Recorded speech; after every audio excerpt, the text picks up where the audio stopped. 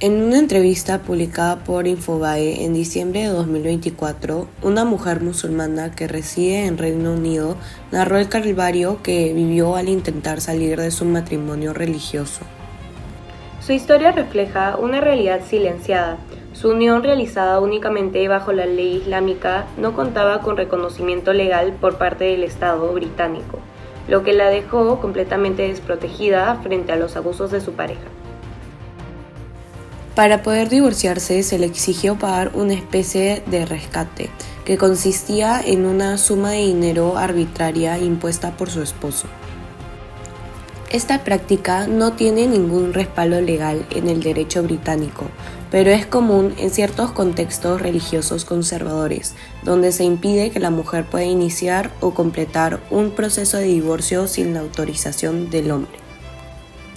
Este caso pone en evidencia la compleja intersección entre religión, género y legalidad en sociedades multiculturales. Muchas mujeres musulmanas en Reino Unido se casan bajo rituales religiosos sin registrar su matrimonio civilmente, lo que tiene consecuencias graves si el vínculo se rompe. Según una investigación de ACTAR 2008, entre un 60% y un 80% de las mujeres musulmanas casadas en Reino Unido no tienen su matrimonio legalmente reconocido.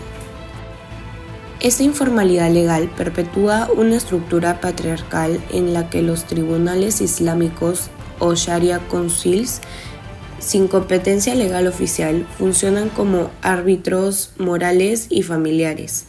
Estas instituciones rara vez ofrecen protección equitativa a las mujeres quienes enfrentan presiones comunitarias, chantajes financieros y exclusión social si desean abandonar el vínculo matrimonial. La Santa Inquisición tuvo su origen en el siglo XIII como un mecanismo de la Iglesia Católica para combatir herejías como el catarismo y el movimiento valdense.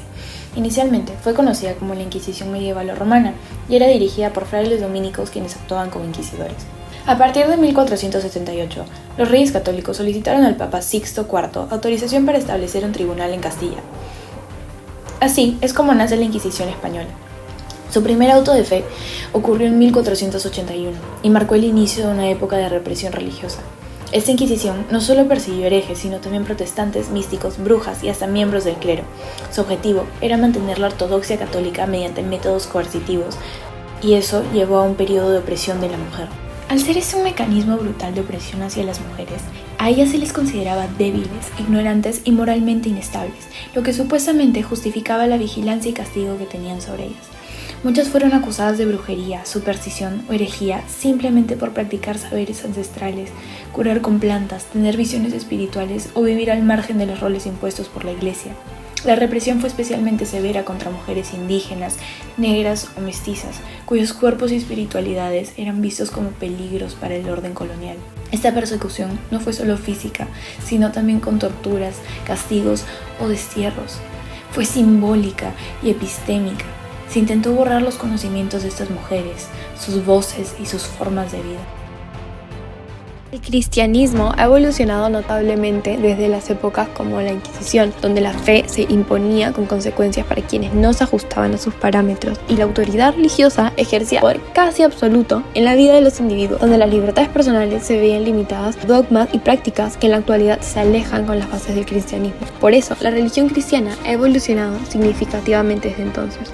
La realidad de la mujer musulmana en Reino Unido contrasta en ciertos niveles la dirección que ha tomado el cristianismo moderno, mientras que ella se enfrenta a un sistema en el que no se brinda protección legal ni le permiten su autonomía, recordándonos lo que se podía experimentar viviendo bajo el régimen religioso. Sin contrapesos civiles, la doctrina cristiana promueve la igualdad y bienestar social. Este caso de la mujer musulmana enfatiza la importancia histórica de las normas religiosas fieles, promoviendo la fe y los derechos universales, y su integración en los marcos legales a una sociedad para asegurar que nadie vulnere sus derechos fundamentales, donde, como ocurre en la evolución del cristianismo, desde la Inquisición hasta la actualidad, la doctrina de la fe nos enseña que es posible y es necesario adaptar prácticas religiosas a los principios de justicia y equidad que mueven al mundo.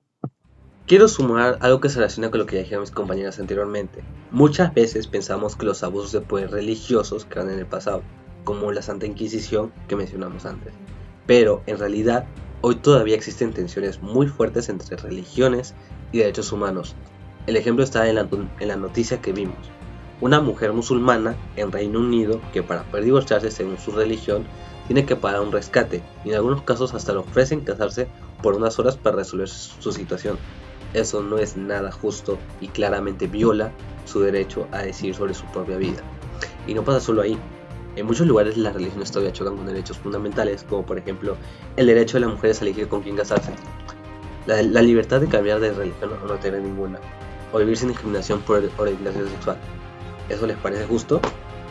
De hecho, Human Rights Watch advirtió el año pasado, 2024, que en nombre de la religión se siguen cometiendo abusos de derechos humanos en decenas de países.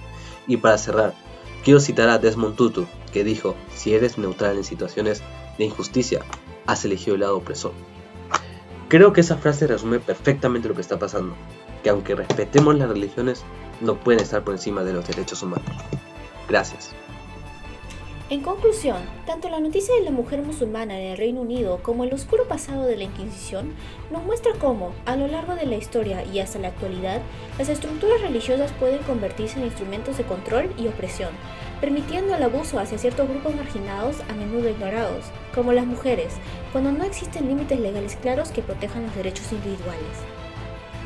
Si bien el cristianismo ha experimentado una transformación significativa hacia el respeto a la dignidad humana y la igualdad, otros contextos religiosos aún mantienen prácticas que violan las libertades fundamentales. Estos casos subrayan la urgente necesidad de que la legislación civil garantice la primacia de los derechos humanos sobre cualquier norma religiosa que los contradiga.